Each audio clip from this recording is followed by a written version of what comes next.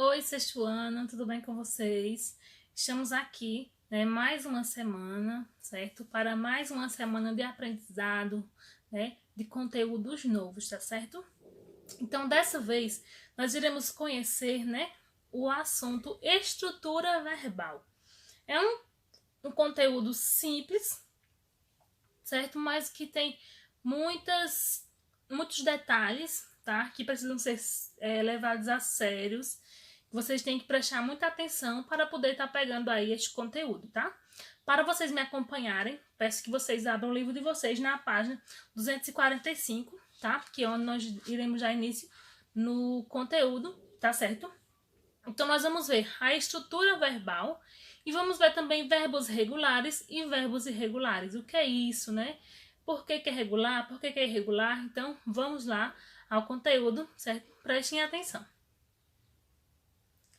Então, olha só, pessoal, aqui no exemplo aqui ao lado, né, vocês estão vendo aqui, nós temos, né, algumas partes que formam, né, a estrutura de um verbo.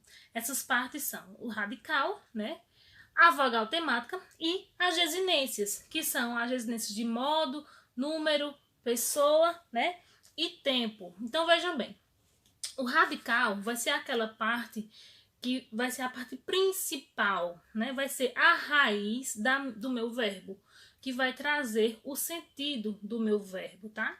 Então, nós chamamos de radical ou de raiz, que é de onde a palavra vem, tá? Então, pessoal, a vogal temática, né? Que é essa vogal aí que vem logo após o meu radical, né? Ela vai estar indicando a desinência, né? A conjugação, né, a qual o meu verbo pertence. Se ele pertence à primeira conjugação, à segunda ou à terceira conjugação. Né? Como nós já estudamos as conjugações, já sabemos que é a primeira conjugação terminados em AR, segunda terminados em ER e a terceira terminados em IR, né, conjugação. Então, vejam só, essa vogal temática aí que vem logo após o meu radical ou após a minha raiz, né, vai indicar a que conjugação esse meu verbo está pertencendo, ok? Então, as desinências, minha gente, né, nós temos duas desinências. Temos a desinência que vai indicar o modo e o tempo, né, do verbo. E temos também a desinência que vai indicar a pessoa e o número, tá? Modo e tempo, né, está relacionado ao tempo presente, pretérito, futuro, tá? E o modo ser indicativo, imperativo, tá? Já o número é plural ou singular. E a pessoa é a pessoa do discurso, primeira pessoa do singular, se é a primeira pessoa do plural, tá? Então, são aquelas pessoas do discurso que nós costumamos, né, já identificar a partir do verbo. Então, vejam só, existem duas desinências, tá bom? Desinência de tempo e modo, e desinência de número e pessoa. Vamos aqui ver um exemplo, né, de uma palavra, de um verbo aí, né? O que são essas desinências, esse radical aí no exemplo. Então, vejamos aí, né, esse exemplo do verbo desejava, né, que é um verbo que está lá naquele mito que nós lemos de Oizinho, tá? Então, vejamos aí a palavra desejava. Então, nós temos desejo, até a letra J, como o nosso radical, que é que vai trazer o sentido do meu verbo, certo? Então, nós chamamos aí de radical ou de raiz.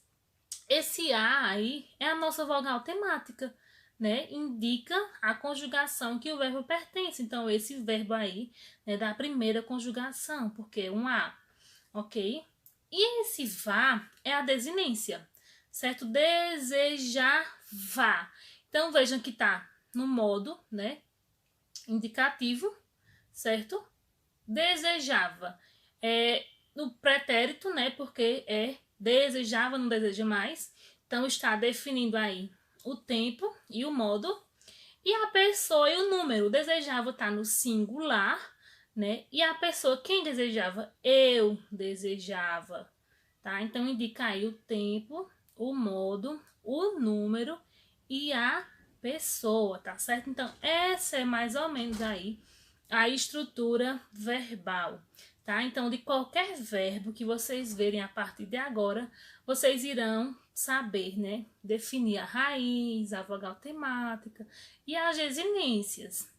Se fosse essa desinência fosse aí indicando o número, né, plural, então estaria desejavas, porque seria, né, indicando o número plural.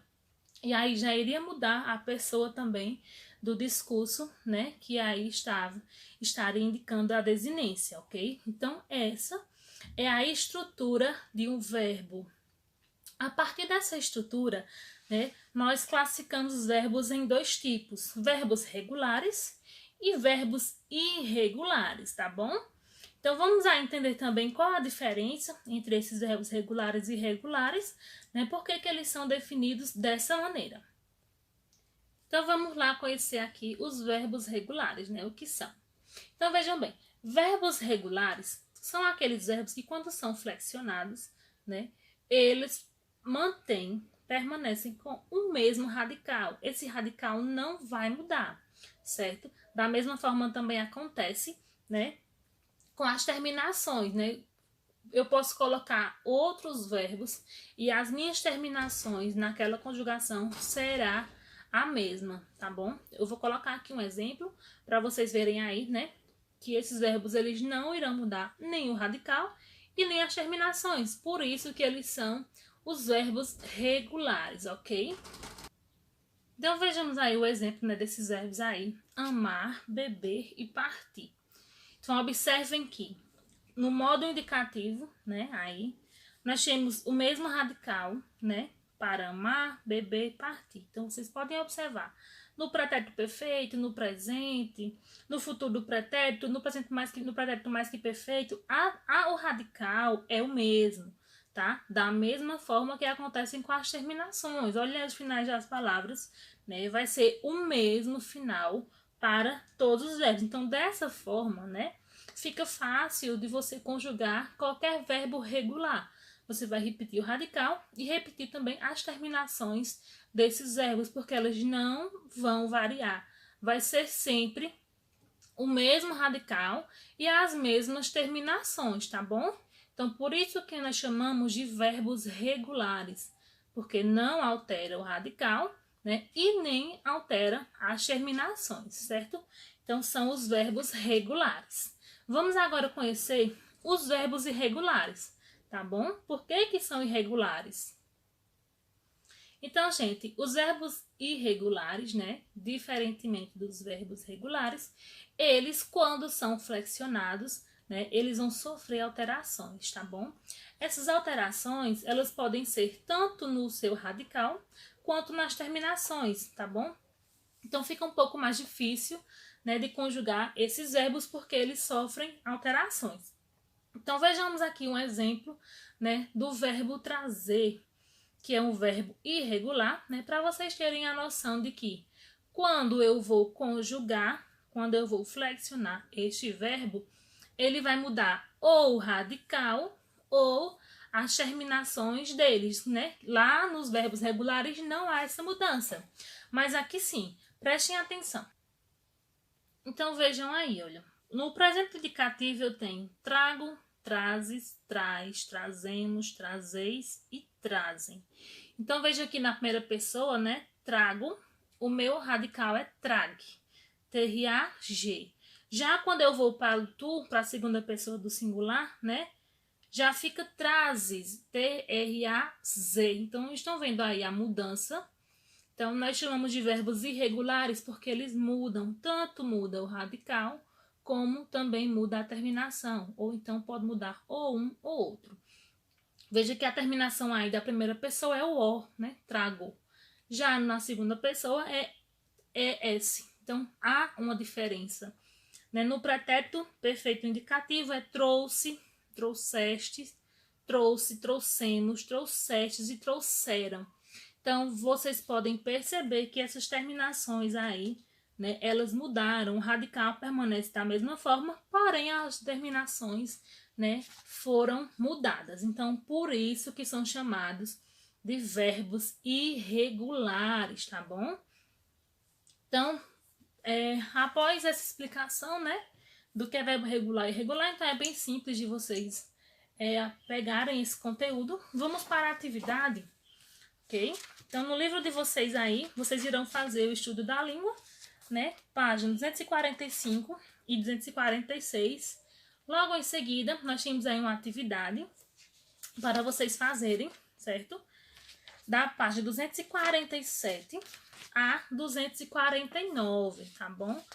São 5 questões, tá certo? Para vocês estarem aí exercitando, tá? Qualquer dúvida, entre em contato comigo. Eu estou aqui disposta para ajudar vocês, tá bom? Então, fiquem com Deus. Estaremos reforçando esse conteúdo na sala, tá? E vocês vão aprender bem direitinho o que são, né? E podem estar também tirando as dúvidas de vocês, né? Ou aqui por mensagem, ou lá na sala de aula, tá bom? Então, fiquem à vontade para perguntar, tá certo? Então, tchauzinho.